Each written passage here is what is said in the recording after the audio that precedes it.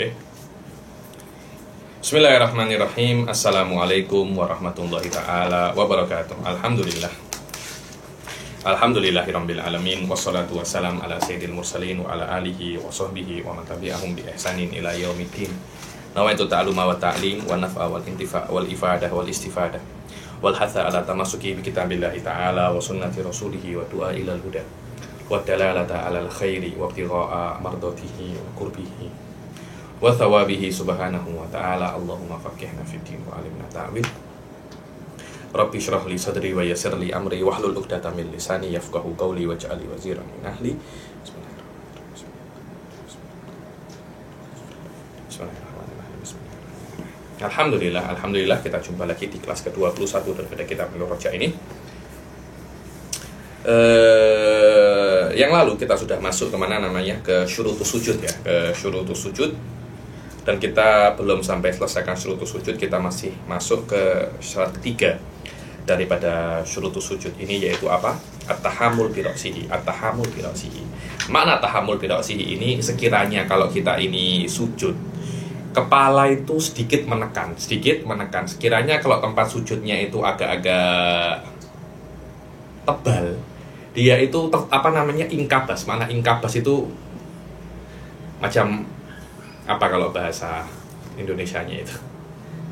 Tertekan maknanya, kalau Anda tekan tuh dia kan kalau kita ada permadani tebal kan, kalau kita injak kan dia kan tertekan. Nah, itu namanya ingkabas. At-tahammul bi ra'sihi al-ma'na anna thalisa min syurutis sujud an yatahamalal musalli bi ra'sihi bihaitsu law kana tahtahu qutnun lan kabasa. Sekiranya kalau di bawahnya itu ada qutnun, ada kapas, maka kapasnya itu niscaya akan apa? Tertekan. Dia tidak mengembang lagi, tapi dia apa? Tertekan. Yang keempat adalah ada mulhuwi di gue ini. Saya kira jelas, tak perlu terlampau banyak dijelaskan ya ini. Maknanya ada mulhuwi di gue ini, sekiranya seseorang itu sujud, dan sujudnya itu ketika huwi, maknanya huwi ketika dia itu setelah duduk di antara dua sujud atau setelah i'tidal, dia itu sujud, menjatuhkan diri kepada sujud, itu bermaksud untuk sujud, bukan bermaksud selain sujud. Kalau dia bermaksud selain sujud, maka dia kena ulangi daripada i'tidal atau daripada duduk di antara dua sujud, kalau itu adalah sujud yang kedua. Makna anna rabi'a min syurutis sujud an la yahwiyal musalli li ghairihi falau saqata minal i'tidal ala wajhihi qahran lam yuhsab lahu. Kalau seumpamanya dia itu jatuh, jadi dari i'tidal mungkin kakinya lemas atau apa, dia jatuh. Karena jatuh sudah sekalian sujud, tak boleh semacam itu. Kenapa? Karena ketika dia jatuh itu dia tidak berniat untuk sujud, tapi berniat karena kakinya itu apa? Lemas. Mungkin saya beberapa kali tengok kawan saya itu mungkin pas haji, jadi pewenat sangat ketika sholat isya atau sholat apa namanya, kakinya itu, lututnya sudah tak ada tenaga sudah. Allahu Akbar. Ketika i'tidal sudah ya sudah tak ada kekuatan. Fayajibu alaihil audu ilal i'tidal yahwiya minhu bi khilafi ma law saqata minal huwi lahu aw minal i'tidal ba'da qasdihil huwi lahu fa innahu la yadur fayuhsabu lahu. Berbeza ya, kalau yang pertama itu kalau seumpamanya dia itu i'tidal kemudian dia jatuh baru berniat sujud, itu tak sah niat sujudnya. Kenapa? Karena jatuhnya itu bukan untuk sujud, tapi selain untuk sujud. Berbeza kalau Anda dari awal memang nak niat untuk sujud, kemudian Anda menjatuhkan diri sudah, tapi masih belum sampai tempat sujud Anda terjatuh. Jadi niat dulu baru terjatuh, itu tidak ada masalah. Berbeza dengan kalau Anda terjatuh baru niat dahulu. Kenapa? Karena yang dari awal jatuhnya itu bukan untuk sujud. Yang kedua, Anda niat dulu untuk sujud, kemudian baru apa? Terjatuh. Mungkin apakah ada orang di belakang dorong Anda atau apa. Yang nomor 5, an la yasjuda ala syai'in yataharraku biharakatihi. Yang nomor 5 di antara syarat sujud itu, dia itu tidak bersujud, di atas sesuatu yang mana sesuatunya itu yataharrak biharakatihi. Contohnya kalau dia bawa apa? Serbannya itu sedikit panjang, kemudian dia sujud di atas serbannya, yang mana serbannya ini kalau dia berdiri Sorbannya juga akan ikut apa? Terangkat. Sorban itu kalau orang Malaysia cakapnya rida. Sorban mungkin di sini mungkin maknanya adalah imamah. Tapi rida, semua orang paham. Rida itu adalah yang dipakai di sini tuh. Jadi kalau ada orang pakai rida, kemudian dia itu sujud, yang mana rida itu juga akan terangkat ketika dia ketika dia berdiri, maka sujudnya itu tidak sah. Kenapa? Karena dia sujud di sesuatu, yang sesuatu itu akan bergerak dengan gerakannya, So, tengok. Makna annal khamisa min syurutis sujud an la yasjudal musalli ala syai'in mahmulin lahu. Seorang musalli tidak seyogyanya dia itu sujud di atas sesuatu yang mana sesuatu itu mahmulin lahu, sesuatu yang dia bawa, yang mana yang dia bawa itu bergerak dengan gerakannya. Berbeda kalau dia itu serbannya itu panjang sangat, mungkin panjang 1 km. Sorbannya itu panjangnya 1 km. Jadi kalau dia berdiri pun sorbannya tidak akan tidak akan bergerak. Itu tidak ada masalah. Kalau sorban-sorban yang ada sekarang ini semuanya kalau dia berdiri juga akan juga akan bergerak juga. Maka kalau dia itu bersujud di atas sesuatu yang dia bawa, di sini adalah rida contohnya. Yang mana rida itu bergerak dengan gerakannya, maknanya kalau dia berdiri akan ikut berdiri juga. Akan ikut terangkat juga ridanya itu. Maka sholatnya itu akan batal karena dia sujudnya sudah tak sah. In alima wa ta'ammada. In alima itu buat anda. In alima wa ta'ammada. Kalau dia itu sengaja buat semacam itu, tapi kalau dia tidak sengaja, maka yang batal hanya sujudnya sahaja. Maknanya dia hanya kena mengulangi sujud. Tapi kalau dia sengaja buat semacam itu, sholatnya tak sah, dia kena ulang sholat daripada awal.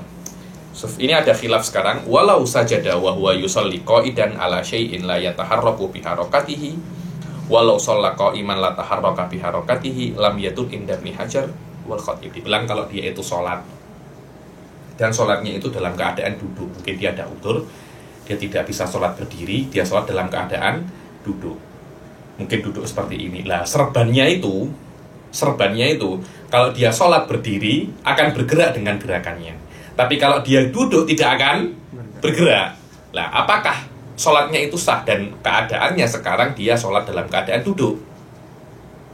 Menurut Ibn Hajar wal Khatib tidak ada masalah, karena tolak ukur adalah posisi keadaan dia sholat sekarang.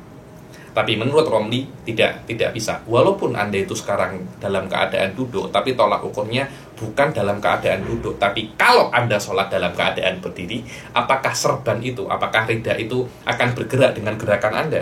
Kalau memang dia bergerak dengan gerakan Anda dalam keadaan Anda berdiri, maka Anda tidak boleh untuk sujud di atas rida tersebut. Walaupun sekarang Anda itu sholat dalam keadaan duduk. Menurut Ibn Hajar tidak. Tolak ukurnya adalah keadaan di mana Anda sekarang sholat. Kalau Anda sekarang sholat berdiri, ya tolak ukurnya ya taharrak biharakatihi wa huwa qa'im. Kalau Anda sekarang sholat duduk, ya taharrak biharakatihi wa huwa qa'id wa hakadha. Wa kharaja bi mahmulihi nahwu saririn yusalli alaihi wa huwa yataharraku biharakatihi fa innahu la yatur. Dan keluar dari kata-kata mahmul kan, tengok mana tadi? An la yasjudal musalli ala syai'in mahmulin lahu. Nah, maknanya yang tidak boleh itu kalau musalli itu sholat di atas sesuatu yang mana sesuatunya itu dia bawa. Maknanya kalau gerakannya itu, kalau sesuatu yang dia itu sujud di atasnya itu bergerak dengan gerakannya, tapi bukan sesuatu yang dia bawa. Contohnya adalah katil. Katil itu, sebagian katil itu kalau Anda sujud, dia akan bergerak macam bergetar. Ada bunyi kriek macam itu kan. Kalau Anda berdiri, dia juga akan bergerak. Apakah bergeraknya katil ketika Anda sujud, ketika Anda berdiri membatalkan sholat Anda, menjadikan Anda tidak boleh sholat di atas katil? Tidak seperti itu. Kenapa? Walaupun katil itu bergerak dengan gerakan Anda, tapi katil ini tidak dikatakan dia itu perkara yang Anda bawa. Maknanya katil itu sesuatu yang terpisah daripada Anda, berbeza dengan rida. Rida itu perkara yang Anda bawa, sedangkan katil bukan perkara yang Anda bawa. Begitu pula kalau Anda itu Ambilkan saya tisu itu. Ayo, Suf. Jadi kalau ada orang sholat semacam ini,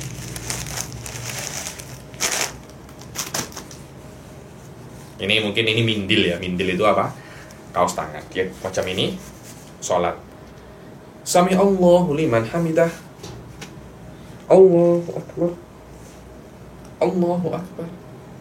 Allahu akbar. Allahu akbar. Selesai nggak? Loh, ini kan juga bergerak dengan gerakannya kan, letak sini, nanti bergerak lagi. Maknanya dia akan bergerak, mindil ini, sapu tangan ini atau tisu ini akan bergerak dengan gerakannya.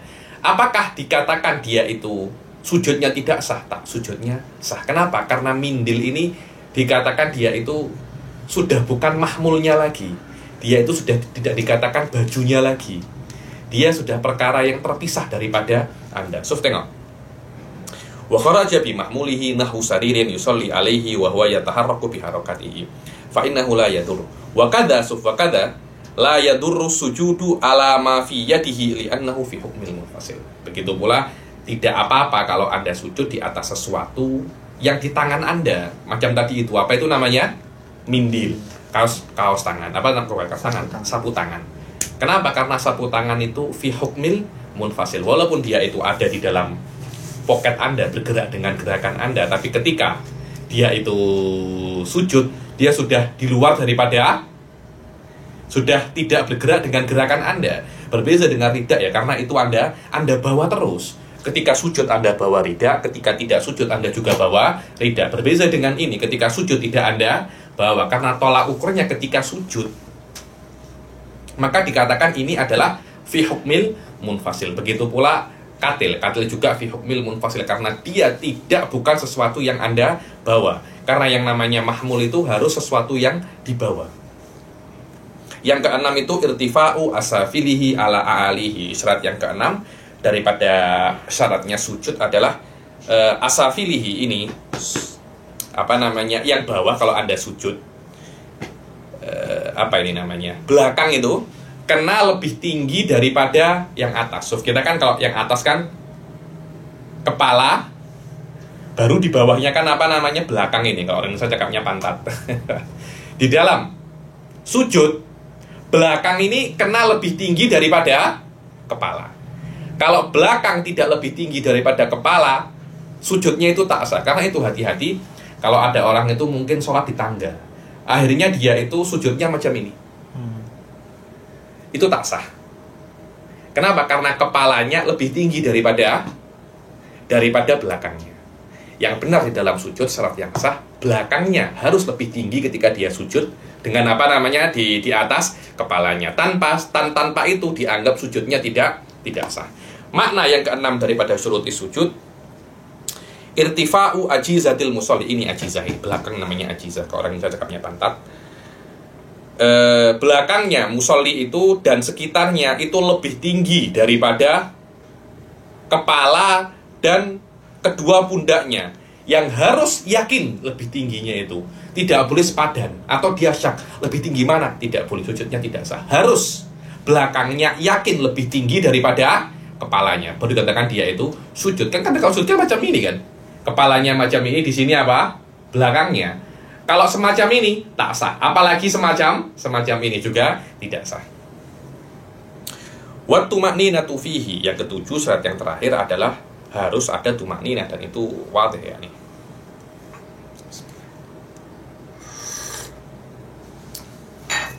Yang ketujuh daripada syarat sujud, harus tumakninah di dalam sujud itu secara yakin. Kalau dia itu syak setelah intikal, maksudnya kalau dia itu syak setelah dia sujud, tadi itu aku sujud itu tumakninah apa tak ya? Maka dia wajib untuk kembali ke sujud langsung fauron. Tidak boleh tunda-tunda. Anda ragu Anda tumakninah atau tak, Anda kena langsung balik ke sujud dan ulangi sujud dengan tumakninah. Kenapa? Al-asl adam. Karena yang yakin Anda tidak lakukan tumakninah. Hadza huwa al-asl adam. Lazimahul aud ilaihi fauron litadarukiha hatta alal qaul bi annaha laysat rukna. Anda kena langsung balik. Contohnya Anda sudah masuk rakaat kedua, tadi itu saya sujud kedua tumakninah apa tak ya? Langsung saat itu juga Anda balik ke sujud dan dan tumak nina. Anda tidak boleh tunda-tunda lagi. Kenapa? Karena al-yakin, dibilang al-yakin kan ada potensi kan. Lakukan apa tidak ya? Ini ada kemungkinan itu memang Anda sudah lakukan, Anda lupa, atau Anda belum lakukan. Yang paling yakin Anda belum lakukan.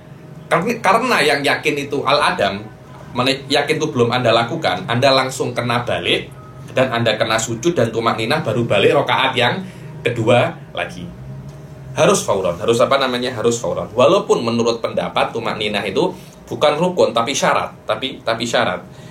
Wa inna ma hiya hay'atun tabi'atun lahu kama taqaddama min arkanis shalah. Yani maknanya alal qaul tumak ninah itu rukun atau syarat, tidak ada khilaf. Kalau Anda ragu ada tumak ninah atau tidak, Anda kena langsung balik ke sujud dan lakukan sujud bersama tumak ninahnya.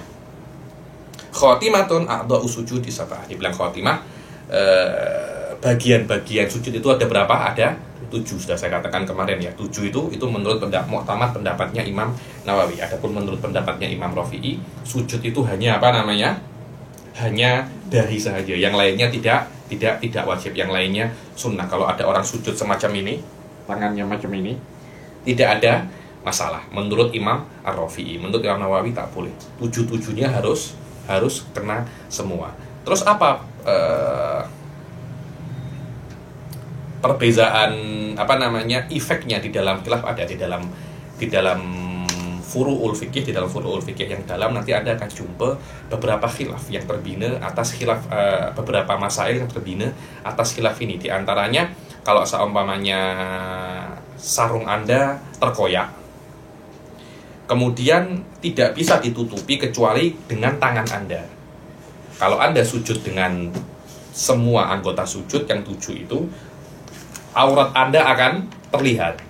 Tapi kalau tangan Anda tutupi dalam sarung yang terkoyak itu, Anda hanya sujud dengan 6 anggota sujud saja. Yang satunya Anda gunakan untuk menutupi sarung yang terkoyak. Anda diberi 2 pilihan. Menutupi sarung yang terkoyak dengan salah satu tangan Anda, tapi sujudnya problem.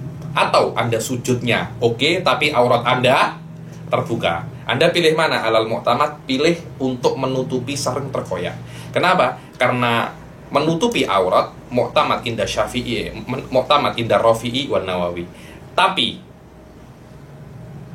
sujud dengan 7 anggota sujud ini mu'tamadun indah Nawawi duna Rafi'i. Selama menutup aurat itu lebih kuat karena bil ittifaq baina syaikhain, dan sujud dengan 7 anggota tubuh itu tidak mu'tamad, maka lebih dikedepankan perkara yang mu'tamad dari perkara yang tidak mu'tamad. Bukan mu'tamad, lebih dikedepankan perkara yang muttafaq alaihi daripada yang tidak muttafaq alaihi. Ayo, walaupun itu mu'tamad, karena beberapa mu'tamad di dalam mazhab Syafi'i itu bukan muttafaq alaihi.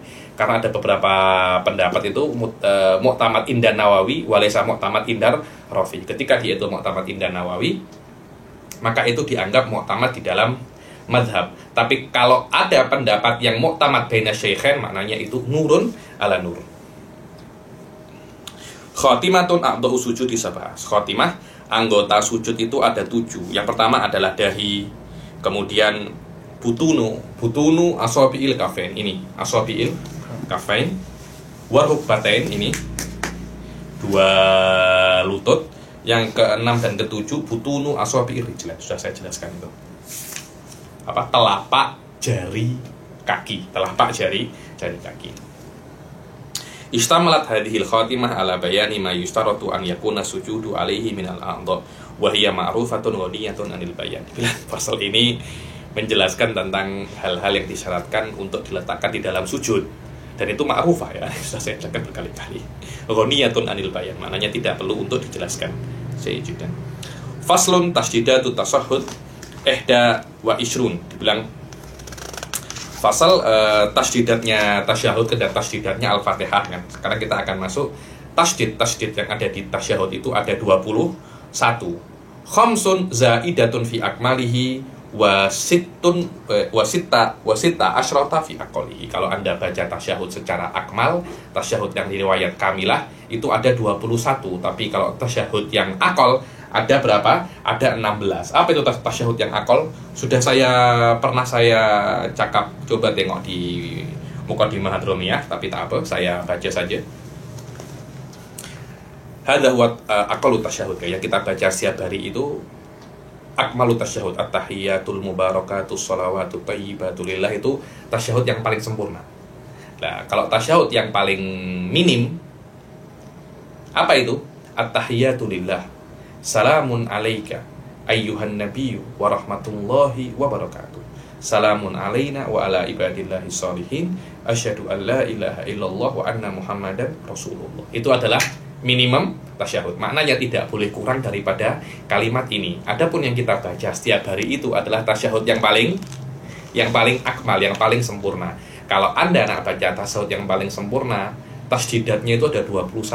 Tapi kalau Anda nak baca yang paling akal, wa huwa at-tahiyatu lillah, salamun alaika ayyuhan nabiyyu wa rahmatullahi wa barakatuh, salamun alaina wa ala ibadillahi sholihin, asyhadu an la ilaha illallah wa anna muhammadar rasulullah. Hanya berapa? Hanya 16 tasyahud sahaja.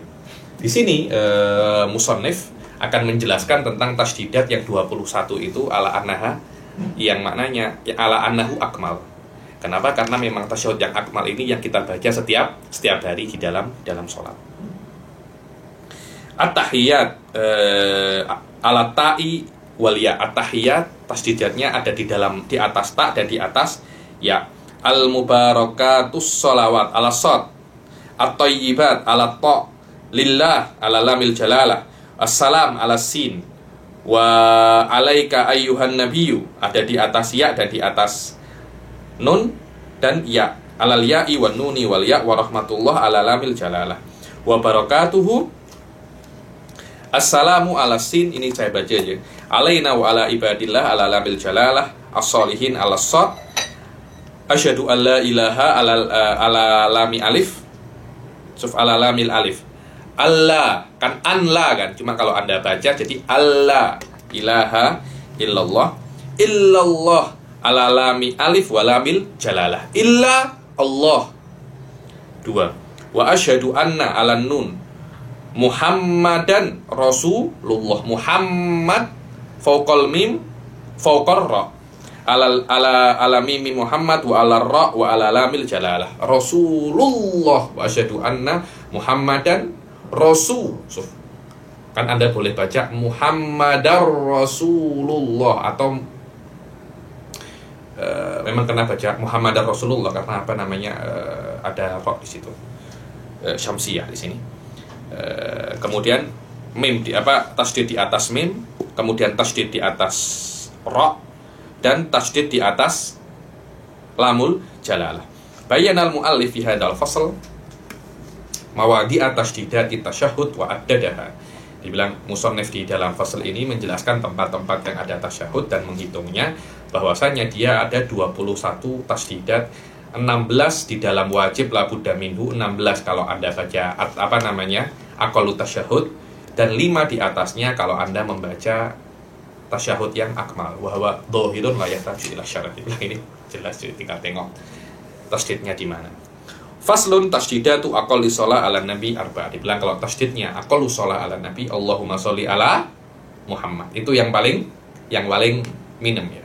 Yang paling minim Allahumma sholli ala Muhammad. Tapi kalau Anda nak yang paling afdal, ma'ruf kita baca setiap hari sholawat al-Ibrahimiyah, sholawat al-Ibrahimiyah. Ada yang tanya, katanya kalau misalnya tertukar at-tahiyat pakai ha bi ha at-tahiyat. Jangan sampai tertukar karena kalau wallahu alam at-tahiyat itu saya tak tahu ada makna apa tak. Ya kalau Anda sampai tertukar, boleh jadi nanti kena mengulang tahiyatnya. Kalau Anda sengaja boleh tak sah itu. Kalau Anda tertukar, maknanya tidak. Yang namanya tertukar biasanya tidak sengaja. Kalau dia tidak sengaja kena ulang saja, karena at-tahiyat dan at-tahiyat itu maknanya berbeza. At-tahiyat itu keselamatan, keagungan. At-tahiyat saya tak tahu maknanya, mungkin abtolal makna, mungkin itu adalah kalimat muhmalah. Kalimat apa? Kalimat yang muhmalah. Jayyid jiddan. Adapun tasdidat aqallu sholah ala nabi arbaun Allahumma ala lami wal mim. Allahumma ala lam wa ala mim. Sholli ala lam ala Muhammadin ala mim. Wa aqallu salam assalamu alaikum hanya ala asin saja. Tasdidnya. Wa bayyana hadzal fasal aidan mawadi' at-tashdidat fi aqalli sholati ala Nabi sallallahu alaihi wasallam al-mujzi'ah fi shalah.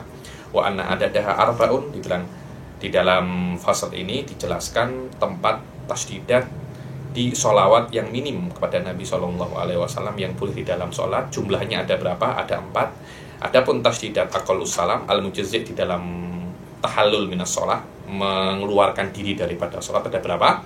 Ada 1 saja, yaitu fauqa sin saja. Maudi'uhu as-sin wa huwa la yahtaju ila syar'in aidan. Ini tak perlu disalahkan terlampau panjang ya. Ini langsung saja.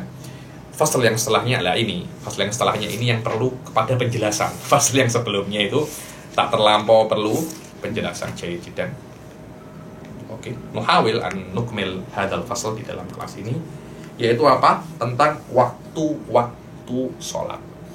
Sebelum kita masuk, waktu-waktu sholat ini Rasul Shallallahu Alaihi Wasallam ketika menerima perintah untuk sholat 5 waktu, Malaikat Jibril setelah itu kotak silap datang 2 kali. Datang 2 kali. Kali yang pertama adalah menjelaskan kepada Rasul tentang waktu-waktu awal-awal sholat. Maknanya sholat ini masuk bila. Masuk bila. Kali yang kedua Malaikat Jibril datang sholat dengan Rasul di akhir waktu, untuk menjelaskan bila waktu ini apa? Keluar. Jadi kali pertama Malaikat Jibril datang di awal waktu. Kali yang kedua Malaikat Jibril datang di akhir waktu, untuk mengetahui mana awal dan mana akhir. Masa Nabi sholat akhir waktu tak oke lah macam itu Habib loh. Memang Nabi sholat akhir waktu itu bukan macam kita. Kita sholat akhir waktu karena malas. Itu kita. Kalau Nabi sholat akhir waktu untuk menjelaskan kepada umat bahwasanya kalau Anda sholat pada waktu ini, sholat Anda masih boleh dan Anda tidak berdosa lah. Menjelaskan bagi Rasul itu hukumnya wajib. Jadi pada waktu itu Rasulullah itu sholat pada akhir waktu, hukumnya apa? Hukumnya itu wajib, karena termasuk daripada tabligh. Bayangkan kalau Rasulullah hanya sholat awal waktu saja, nanti bisa-bisa orang itu mengira bahwasanya sholat awal waktu itu hukumnya wajib, karena Rasul tidak pernah meninggalkan. Tapi kata Rasul pernah meninggalkan sholat awal waktu dan sholat di akhir waktu mempunyai 2 faedah. Yang pertama adalah menjelaskan bila waktu sholat itu keluar. Yang kedua, menjelaskan bahwasanya sholat di akhir waktu itu hukumnya apa? Boleh. Boleh dengan makna tidak haram ya. Karena belum tentu boleh itu sunnah, belum tentu. Boleh dengan makna tidak haram. Karena tidak haram itu makruh pun juga tidak haram, mubah pun juga tidak haram, sunnah pun juga tidak haram, wajib pun juga tidak haram. Itu di dalam mantik namanya al-jaiz bimakna al-am, dengan makna yang tidak mustahil. Di dalam fikih pun juga ada beberapa kali saya Foda itu ketika mengajarkan kepada kita di dalam rekodnya itu, ketika mengajarkan Minhajul Usul, beliau mengatakan ada al-jaiz bimakna al-am, bahwa mirip-mirip dengan apa yang ada di dalam mantik, yaitu dengan makna tidak haram. Tidak haram. Nah, tidak haram itu ada potensi 4, ya imma wajib, sunnah, mubah atau makruh. Semuanya itu dikatakan tidak haram. Jadi kalau Anda mengatakan ini hukumnya apa? Tidak haram. Secara spesifik apa? Anda tak perlu tahu apa secara spesifik. Cuma ini tidak haram karena beberapa orang tak kisah hukumnya ini apa. Yang penting dia tidak haram. Betul apa tidak? Apa hukum makan kambing? Tak haram. Macam itu kan? Tapi apakah hukumnya sunnah? Nah, itu perlu research yang lebih tinggi. Cuma confirm itu tidak haram. Apa hukumnya mengqadha sholat pada lepas subuh? Tak haram. Oke, apakah hukumnya makruh kah? Atau sunnah kah? Anda tak perlu tahu. Yang penting qadha sholat pada waktu itu, qadha sholat fardu pada waktu itu hukumnya apa? Tak haram. Ini adalah cara di antara cara-cara untuk menjelaskan yang lebih mudah. Walaupun kalau kita nak jelaskan, masuk lebih detail, kata-kata tidak haram itu perlu penjelasan lagi, karena itu masih mempunyai banyak potensi di antara 4 hukum yang lain ini. Secara spesifik apa hukumnya? Ada tidak? Cuma jelas ini bukan haram. Ayo. Atau ini tidak wajib. Maksudnya kan? Apa hukum sholat duha? Tidak wajib. Apakah itu sunnah? Apakah itu makruh? Apakah itu mubah? Belum tentu. Atau jangan-jangan haram pula. Yang penting dia tidak wajib. Itu adalah cara bagaimana menjelaskan. Faslun awqati sholati khamsah. Waktu-waktu sholat itu ada 5. Ada 5. Kan ada waktu zuhur, ada waktu ini. Maknanya kalau seumpamanya sholatnya 5, waktunya pun juga ada 5. Annal awqatal kulliyah li shalawatil khams al maktubah khamsatun li kulli wahidatin waktun. Dibilang setiap sholat mempunyai waktu masing-masing. Kalau sholatnya itu ada 5 waktu, maka waktunya pun juga ada 5. Cuma setiap sholat kadang mempunyai waktu yang berbeza-beza. Sanati Yusuf. Awwalu wakti zuhur. Sekarang mula waktu zuhur. Dikatakan zuhur itu adalah zuhur. Dikatakan zuhur itu adalah sholat pertama yang dhahara ala wajhil ardi. Jadi sholat yang pertama kali tampak di atas bumi adalah sholat apa? Adalah sholat zuhur, bukan sholat subuh. Ada orang kan, oh sholat subuh. Tak. Karena subuh itu, karena kita ini di dunia tak pakai hukum Islam, banyak tak pakai hukum Islam. Waktu itu mulai lepas pukul 12 malam akan berganti apa? Berganti hari. Di dalam Islam tak macam itu. Hari itu berganti setelah tenggelamnya matahari. Setelah tenggelamnya matahari baru waktu itu apa? Berganti. Baru waktu itu berganti. Maknanya subuh itu sholat yang paling akhir, bukan sholat yang paling awal. Sholat yang awal adalah sholat zuhur. Karena itu setelah terbitnya matahari. Setelah terbitnya matahari. Jaijidan. Faslun awqatu sholati khamsatun. Al ma'na annal awqatal kulliyah li shalawatil khams maktubah khamsatun li kulli wahidatin wakat duhur yang paling awal waktu duhur, yakni bila waktu duhur itu masuk zawalu syams.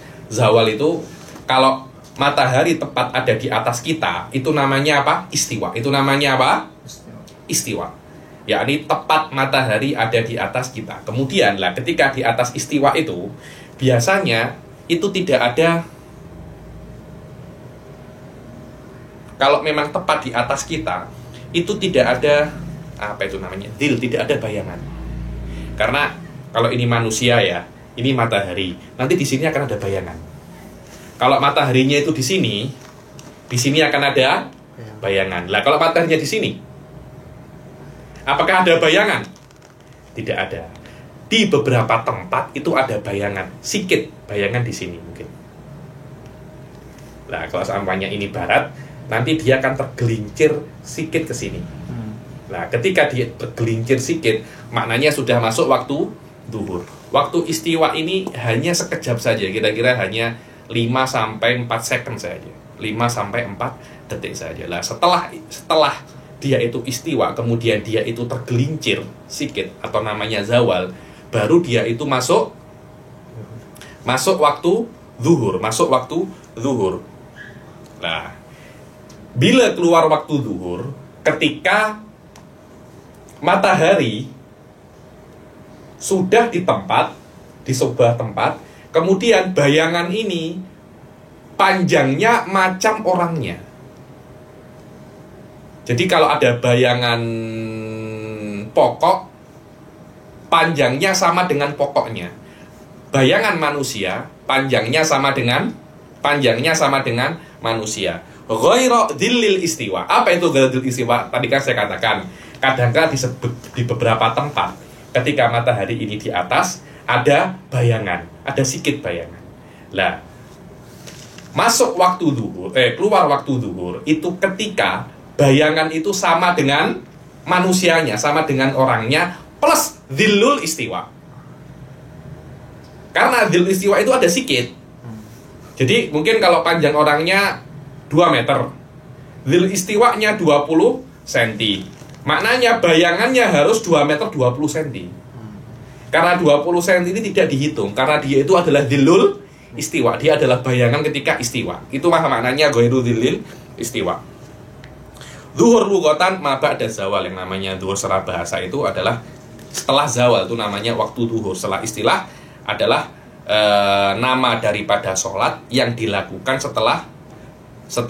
ketika zawal atau setelah zawal. Az-zawal mailu syams an wasati sama. Apa itu zawal? Zawal itu adalah tergelincirnya matahari dari pertengahan langit.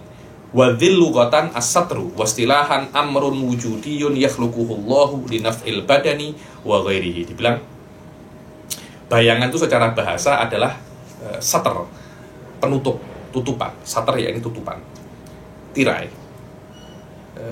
Secara istilah adalah amrun wujudiyun, perkara yang ada. Kan bayangan itu kan bukan badan kan.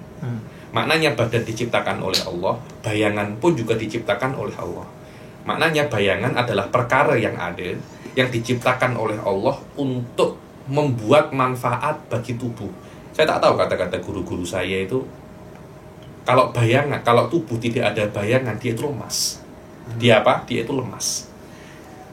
Untuk memberi manfaat badan tersebut dan orang lain. Bayangkan ya kalau ada kan bayangan itu bukan hanya pada tubuh saja. Setiap benda mempunyai bayangan. Kalau ada rumah, ada bayangannya, kan Anda bisa berteduh. Maknanya bayangan itu mempunyai manfaat untuk tubuh agar dia tidak lemas. Dan untuk selain tubuh, maknanya selain tubuh seperti rumah, pokok mempunyai bayangan, ada manfaatnya. Di antaranya membuat kita apa? Berteduh. Dan mungkin juga ada manfaat bagi struktur rumah tersebut atau struktur pokok tersebut. Saya tak tahu, akan tetapi bayangan itu mempunyai apa? Faedah untuk tubuh dan selain tubuh. Apa itu istiwa? Bulughu syams ila wasatis sama. Ketika matahari tepat di tengah, itu namanya apa? Istiwa. Makna bahwasanya waktu zuhur al-kulli secara umum, secara global, waktu zuhur itu masuk ketika sudah zawal, yakni tergelincirnya matahari daripada pertengahan langit ke arah barat, dan keluar waktu zuhur itu ketika bayangan itu menjadi seperti orangnya. Ketika apa? Menjadi seperti orangnya. Atau kalau ada pokoknya 1 meter, ya bayangannya 1 meter. Ketika itu sudah masuk waktu asar. Min ghairi husbani dhillihil mawjud inda istiwa'i syams, tanpa dihitung dhillul istiwa yang sudah saya jelaskan. Wa yatajazza hadzal waqtul kulli ila sittati awqat. Lah kan waktu globalnya kan mulai zawal sampai sayruratu dhilli kulli syai'in misluhu, secara global seperti itu. Cuma kalau kita nak detailkan, itu ada 6 waktu. Waktu zuhur ada 6 waktu. Yang pertama adalah waktu fadilah. Dan nanti semua sama ini. Waktu fadilah. Apa itu waktu fadilah? Waktu fadilah ini sekiranya cukup untuk setelah adzan, ketika setelah masuk waktu, cukup untuk waktu kira-kira cukup untuk berwudu, satrul aurah, sholat 8 atau 7 rakaat. Ya ini kalau saya tengok kira-kira 15 menit. 15 menit awal itu adalah namanya waktu fadilah. Maknanya kalau Anda sholat di 15 menit awal itu, Anda mendapat fadilah sholat awal waktu. Sholat awal waktu. Kemudian setelah 15 menit, waktu fadilah keluar, dan masuk waktu waktu jawaz. Jadi waktu fadilah, waktu jawaz, ada lagi namanya waktul ikhtiyar. 3 waktu ini masuk secara bersamaan, kemudian keluar satu persatu. Maknanya ketika awal waktu fadilah masuk, waktu jawaz masuk, waktu ikhtiyar masuk. Tapi setelah 15 menit, waktu fadilah keluar. Tersisa waktu jawaz. Apa itu waktu jawaz? Ini waktu ikhtiyar tidak ada ya, tapi nanti di waktu asar atau waktu maghrib akan ada namanya waktu ikhtiyar. Di dalam zuhur tidak ada waktu ikhtiyar. Waktu jawaz ilama yasa'u kulluha wa yuqalu lahu waktul ikhtiyar. Fahuma mustarikan. Di dalam waktu zuhur ini mustarik. Apa namanya ini? Mustariknya sama. Waktu jawaz dan waktu ikhtiyar sama. Tapi kalau di Sholat-sholat yang lain itu tak sama. Waktu ikhtiar itu adalah waktu yang dipilih oleh Allah untuk melakukan sholat di situ. Itu namanya waktu. Tapi itu kan.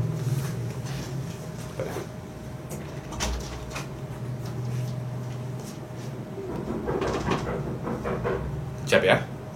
Ketok pintu.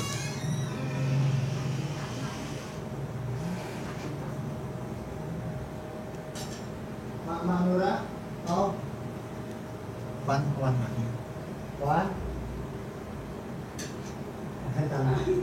Oke. Oh, alah. Apa? Lagi main badminton. Oke. Jadi di dalam sini, maaf ya, ada kalau orang cakapnya jeda iklan.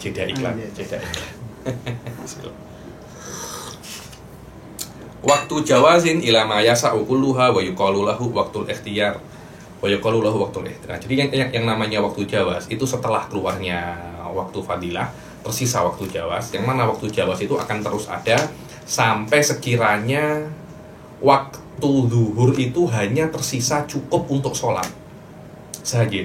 Kira-kira sholat zuhur itu berapa menit? Hitung saja 5 menit. Jadi kalau tersisa 5 menit itu namanya, sebelum 5 menit itu namanya waktul ikhtiar. Waktul jawaz atau waktul ikhtiar di dalam sholat zuhur. Fahuma mustarikan, yakni waktul jawaz dan waktul ikhtiar di dalam waktu zuhur ini apa namanya sama. Di dalam sholat-sholat lain satati, Anda akan tengok sendiri, waktu ikhtiar dan waktu jawaz ini berbeza. Wa waktu darurah huwa akhirul waqt idza zalal mani wal baqi minal waqt qadra takbirah. Adapun waktu darurah itu kalau Anda pernah baca haid, ada namanya zawalul mani wa turuwul mani. Jadi kalau ada wanita selesai haidnya sebelum waktu duhur itu keluar 5 second, 5 detik lagi waktu duhur keluar, wanita ini apa? Haidnya selesai. Dia wajib untuk mengqadha duhur, walaupun dia hanya mendapatkan waktu duhur hanya sekadar takbiratul ihram saja. Itu namanya waktu darurah. Dibilang wa huwa akhirul waqt idza zalal mani wal baqi minal waqt qadra takbirah. Dan tidak disebutkan di sini namanya waktul hurmah. Waktul hurmah itu adalah kalau Anda akhirkan waktu duhur sampai kalau Anda sholat di situ tidak bisa semua waktu duhur, tidak bisa semua sholat duhur ada pada waktunya. Anda sholat duhur kan butuh 5 menit, perlu 5 menit. Anda akhirkan sampai waktu duhur tinggal 3 menit. Baru Anda sholat. Rakaat ketiga adzan asar apa?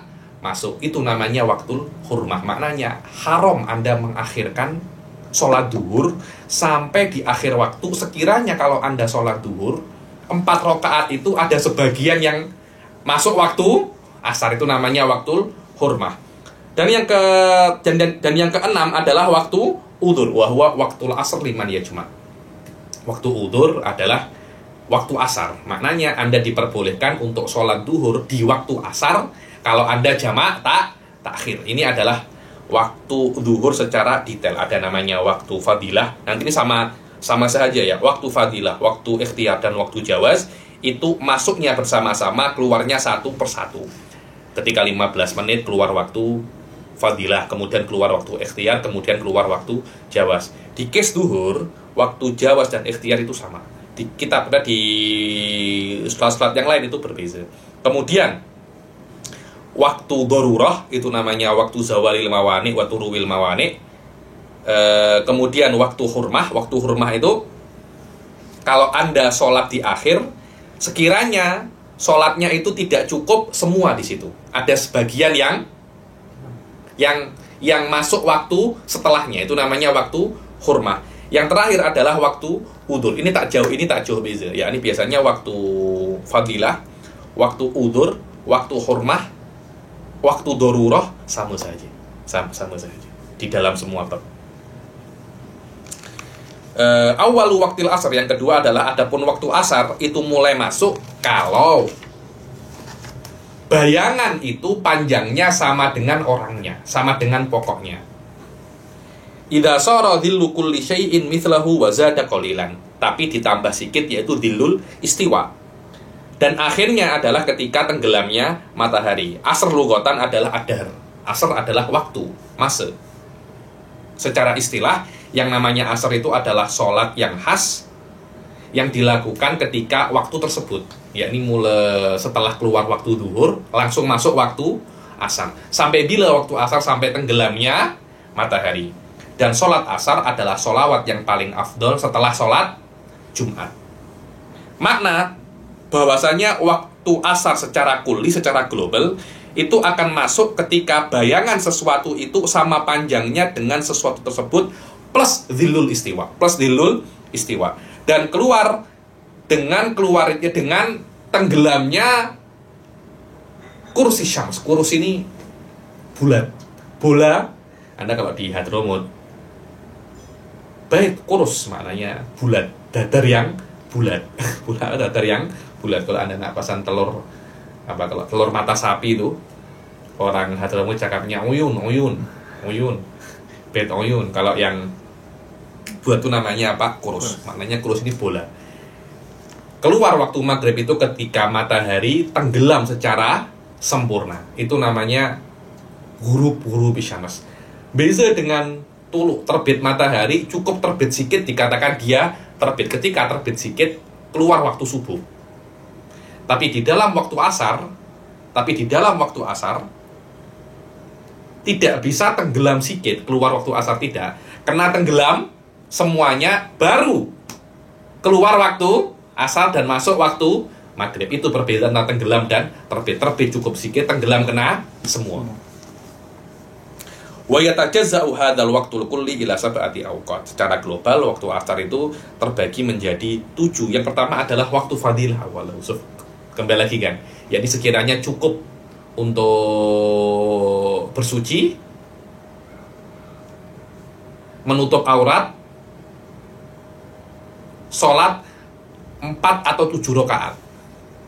Ya ini kira-kira saya tengok adzan dan iqamah juga masuk. Adzan, iqamah, sholat sunnah, qobliyah, ba'diyah. Ya ini kira-kira 15 menit. 15 menit dari awal waktu itu masuk waktu apa namanya? Waktu fadilah. Kemudian waktu ikhtiar. Waktu ikhtiar berbeza. Di dalam duhur kan sama kan? Di dalam asar berbeza. Apa itu waktu ikhtiar? Waktu ikhtiar adalah waktu yang dikhususkan, yang dipilih oleh Allah untuk Anda melakukan sholat pada waktu tersebut.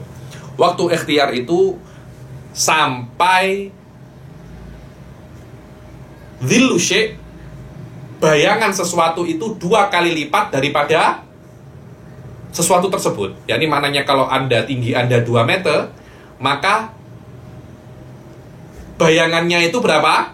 4 meter. Ketika bayangan sudah sampai 4 meter, dikatakan itu adalah sudah keluar waktul ikhtiar. Sudah keluar waktul ikhtiar. Tersisalah waktu apa? Jawaz bila karoha. Waktu fadilah, ikhtiar, dan jawaz itu masuk secara bersama-sama dan keluar satu persatu. Keluar bertakub. Takub itu satu keluar, masuk bersama-sama, kemudian satu keluar, semacam itu. Ketika masuk awal waktu ikhtiar akan keluar setelah 15 menit. Kemudian ketika bayangan 2 kali lipat daripada sesuatu, waktu ikhtiar akan keluar. Tersisa waktu jawaz. Waktu jawaz itu akan keluar ketika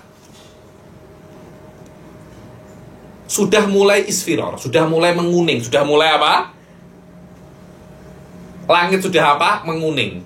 Sudah macam matahari, sudah sudah tenggelam.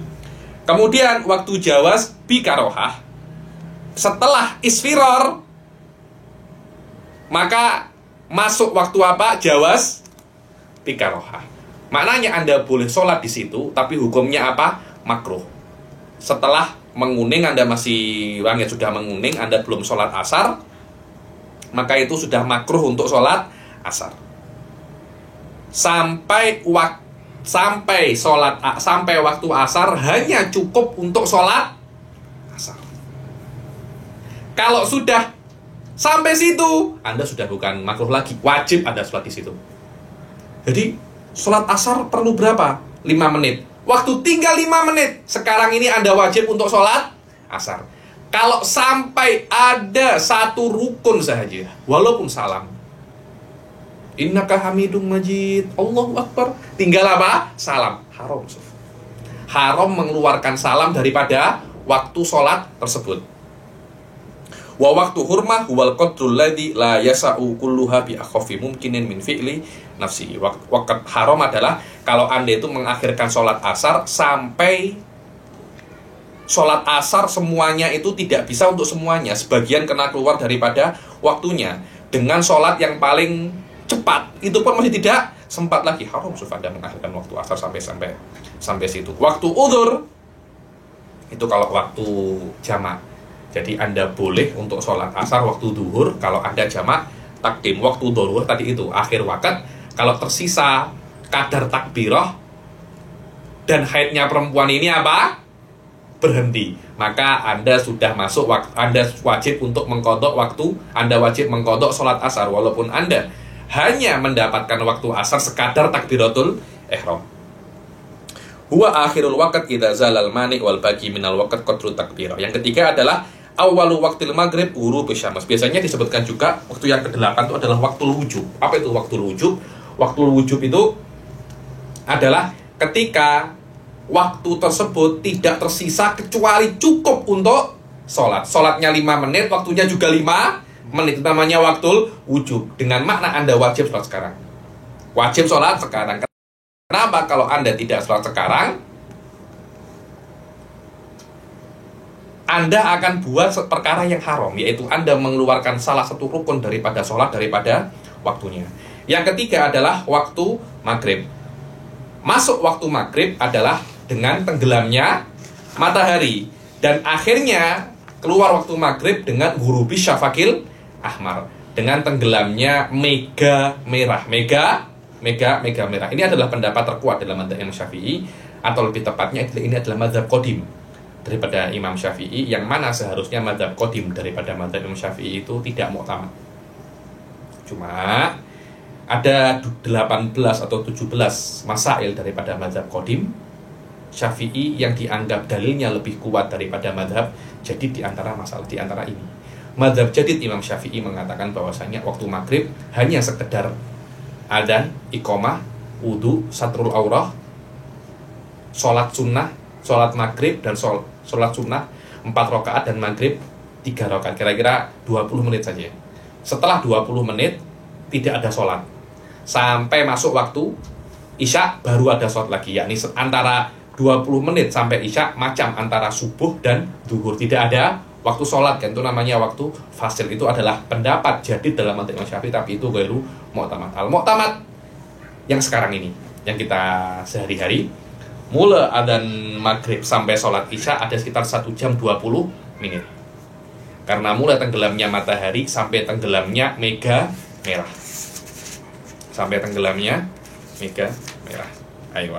Al-maghrib lughatan waktu ghurub. Secara bahasa yang namanya maghrib itu adalah waktu tenggelam matahari. Dan secara istilah adalah sholat yang khas yang dilakukan ketika tenggelamnya bola matahari itu secara sempurna. Asyafaq. Apa itu syafaq? Merah. Terus syafaqul ahmar itu namanya syifatun kasyifah. Syifatun apa? Kasyifah. Dibilang al-ahmar adalah muakkid lil idhah, secara makna bahwasanya waktu maghrib kulli yadkhulu bi ghurubi jami'i kursi syams wa yakhruju bi ghurubi syafaqil ahmar. Secara global bahwasanya waktu maghrib itu akan masuk dengan tenggelamnya semua bola matahari dan akan keluar dengan tenggelamnya mega merah. Dan waktu kulli ini secara global akan dibagi juga menjadi 7, yaitu apa? Waktu fadilah, marah ya. Waktu fadilah, waktu ikhtiyar, waktu jawaz bilal karohah, waktu karohah, wa waktu hurmah, wa waktu udur, wal waktu darurah, wa tu'rafu mimma taqaddam. Sudah saya jelaskan apa saja waktu 7 ini di waktu-waktu yang sebelumnya. Yang nomor 4 adalah apa namanya? Awwalu waktil isya. Awwalu waktil isya adalah ghurubi syafaqil ahmar wa akhiruhu tulu'il fajri shadiq. Awal waktu isya adalah tenggelamnya mega merah dan akhirnya adalah terbitnya fajar sodik.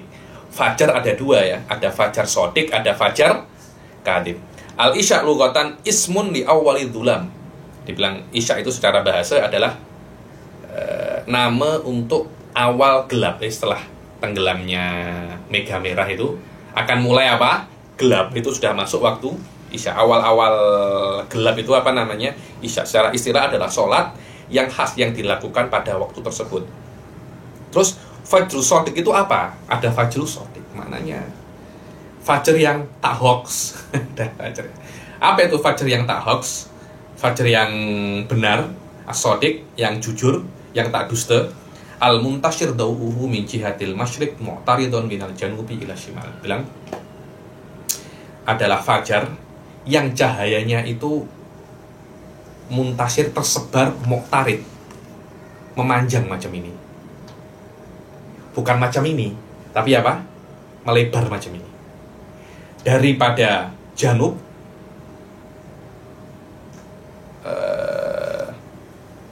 apa lawannya utara itu? Selatan. Daripada selatan ke utara. Itu namanya apa namanya? Fajrus sodik. Kenapa dikatakan fajrul sodik? Karena biasanya kalau sudah seperti itu, setelahnya itu masuk waktu pagi. Berbeda dengan fajrul kadhib. Fajr yang ada terang, itu memanjang macam ini. Lah, ketika dia itu memanjang, biasanya orang-orang kira dia itu pagi. Tapi setelah ada terang memanjang macam ini, gelap lagi. Jadi fajr yang PHP, pemberi harapan palsu. Pemberi harapan palsu. Amal kadhib fahuwa alladhi yatlu'u qabla sodik mustatilan a'lahu adwa'u min baqihi wa ta'qibuhu udulmatun ghaliban. Dibilang yang namanya fajrul kadhib ini yang terbit sebelum fajrul sodik mustatilan, cahayanya itu ke atas, memanjang.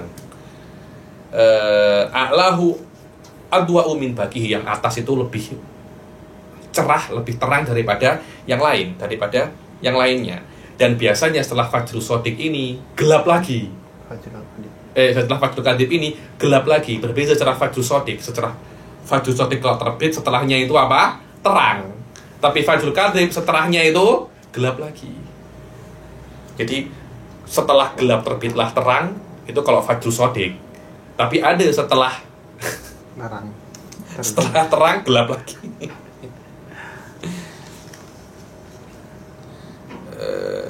Al-makna anna waqtal isya'il kulli yadkhulu bi ghurubi syafaqil ahmar wa yakhruju bi tulu'il fajris shadiq. Dibilang waktu isya itu secara global akan masuk dengan tenggelamnya syafaqul ahmar dan keluar waktu isya dengan terbitnya al-fajrus shadiq. Dan waktu isya kulli ini terbagi menjadi 7 waktu fadilah sama. Adapun waktu ikhtiyar itu sampai thulutsil lailil awal, sampai sepertiga malam yang pertama.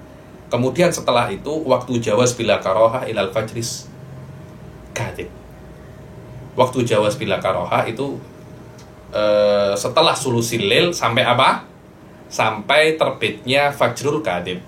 Saya katakan lagi ya, waktu fadilah, waktu ikhtiyar, waktu jawaz itu masuk bersamaan, keluar satu persatu. Maknanya ketika awal waktu masuk bersamaan, waktu fadilah masuk, waktu ikhtiyar masuk, kemudian waktu jawaz bila karohah masuk. Kemudian setelah 15 menit waktu fadilah keluar. Kemudian sampai sulusil lail waktu ikhtiyar keluar. Kemudian ketika fajrul kadhib waktu jawaz keluar. Kemudian waktu jawaz bi karohah ila baqai ma la yasauha. Dibilang waktu jawaz itu kalau dengan karohah itu sampai tersisa waktu itu hanya cukup untuk sholat isya saja. Isya 5 menit, tersisa hanya 5 menit. Ketika itu masuk waktu wujud, Anda kena sholat saat itu juga. Kemudian kalau sampai ada satu rukun keluar daripada waktu isya, itu namanya waktu apa? Itu namanya waktu hurmah. Itu namanya waktu hurmah. Kemudian waktu udzur, waktu maghrib kalau nak sholat jamak takdim. Adapun waktu darurat tadi itu akhir waktu, kalau haidnya itu apa? Akhir waktu hilang, hanya tersisa kadar takbirah sahaja.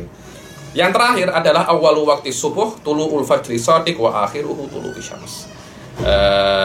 Awal waktu subuh secara kulli itu adalah masuk ketika fajrus shadiq. Ketika fajrus shadiq, dan akhirnya adalah ketika keluarnya ketika terbitnya matahari. Bezakan antara terbitnya fajar dan terbitnya matahari ya, berbeza Sof ya. Subuh secara bahasa adalah awalun nahar. Secara istilah adalah sholat yang khas yang dilakukan ketika waktu tersebut. Makna waktu subuh secara global akan masuk dengan terbitnya fajrus shadiq dan akan keluar bitulu'ish syams, dan akan keluar dengan terbitnya matahari. Dan waktu kulli ini akan terbagi menjadi 6 waktu. Waktu fadilah sama, waktu ikhtiar sampai isfar. Jadi dibilang waktu ikhtiar itu akan terus ada waktu ikhtiar sampai isfar. Isfar itu sudah mulai terang. Apa tolak ukurnya isfar? Sekiranya orang itu kalau tidak ada lampu, dia bisa membezakan antara orangnya. Kalau subuh tidak ada lampu, Anda masih belum bisa, ini siapa ya? Kan masih gelap. Ketika sudah isfar tampak, oh ini Sadam, oh ini fulan, oh ini fulan, ini fulan. Itu namanya waktu isfar. Wa waktu ikhtiar huwa ilal isfar bihaitsu yumayyizun nadira al-qariba minhu. Sekiranya seseorang itu bisa membezakan siapa yang ada di dekatnya. Adapun waktu jawaz bila karohah itu min awalil waqt ila tulu'il humrah. Awal waktu sampai mulai kemerahan. So, kalau terbitnya sudah mulai mulai merah kan. So, fatadkhulu hadhihi thalathah ma'an wa takhruju muta'aqibah. So, waktu fadilah, waktu ikhtiar, waktu jawaz masuk bersama-sama dan keluar satu persatu. Itu penting sekali. Banyak orang tak jelaskan ini. Tapi setahu saya ketika di muqaddimah drum-nya saya jelaskan itu. Waktu jawaz bi karohah min tulu'il humrah ila an yabqa minal waqt ma la yasauha. Waktu jawaz dengan karohah itu daripada humrah, daripada kemerah-merahan sampai tersisa daripada waktu itu hanya cukup untuk sholat subuh. Ketika itu masuk waktu wujub, Anda wajib untuk sholat subuh. Kalau sampai ada yang tertinggal satu rukun saja, sudah masuk waktu hurmah. Kemudian waktu darurah.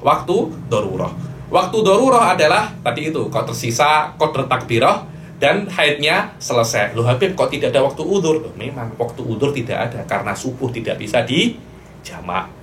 Subuh tidak bisa dijamak. Yang lainnya waktu udzur ada karena bisa dijamak. Subuh khas tidak bisa dijamak.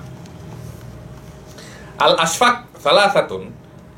Syafaq ada 3, ada syafaqul ahmar, ada syafaqul asfar, ada syafaqul abyad. Adapun ahmar itu adalah masuk waktu maghrib, dan syafaqul asfar wal abyad itu masuk waktu isya. Annal asfaq, al makna annal asfaqa salasatu anwa. Maknanya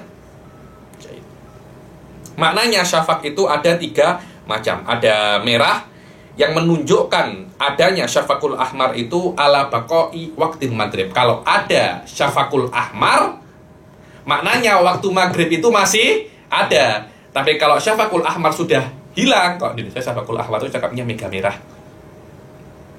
Mega itu namanya syafaqul ahmar. Kalau syafaqul ahmar masih ada, maknanya waktu maghrib juga masih ada. Kalau sudah masuk waktu asfar dan sudah masuk syafaqul ahmar dan syafaqul abyad, maknanya sudah masuk waktu isya. Adapun asfar wal abyad ya dulu wujuduhuma ala dukhuli waqtil isya. Maknanya mega putih, mega kuning dan mega putih itu sudah menunjukkan adanya 2 mega itu dengan masuknya waktu isya. Dan dinamakan putih dan abyad itu syafaq majazan wa alal ahmar hakikatan. Kenapa? Karena yang namanya syafaq itu kan maknanya merah. Macam mana merah putih? Merah kuning kan tanakut di situ. Tanakut. Berbeda dengan ahmar, memang benar-benar merah, merah dan merah, maknanya benar-benar merah. Hakikatan, bukan majazan. Wa yundabu ta'khiru sholatil isya ila an yagiba syafaqul asfar wal abyad, dan disunahkan mengakhirkan sholat isya sampai tenggelam dan hilang syafaq kuning dan syafaq putih. Kenapa? Karena ada yang mengatakan bahwasanya masuknya waktu isya itu setelah tenggelamnya syafaqul ahmar dan hilangnya syafaqul asfar dan abyad, baru masuk waktu isya. Lah untuk mura'atan li hadhil khilaf, untuk menjaga khilaf ini disunahkan kita untuk sholat setelah hilangnya syafaqul abyad atau syafaqul asfar. Makna annahu yundabu li muridi sholatil isya an yasbira ila an yariba syafaqul asfar wa syafaqul abyad khurujan minal khilaf. Maknanya disunahkan bagi orang yang mengenal sholat isya sabar tidak sholat isya langsung sampai syafaqul asfar dan abyad itu hilang, dan untuk mura'ah keluar daripada khilaf yang mengatakan memang kena diakhirkan sampai itu, karena ada yang mengatakan masuknya waktu isya itu setelah syafaq 3 ini semuanya hilang. Dengan ini selesai sudah awqatus shalah. Insyaallah kelas yang akan datang kita akan masuk fasal yang berikutnya, yaitu waktu-waktu yang diharamkan untuk sholat. Kita akhiri sampai sini. Wabillahi taufiq wal hidayah. Wassalamualaikum warahmatullahi wabarakatuh.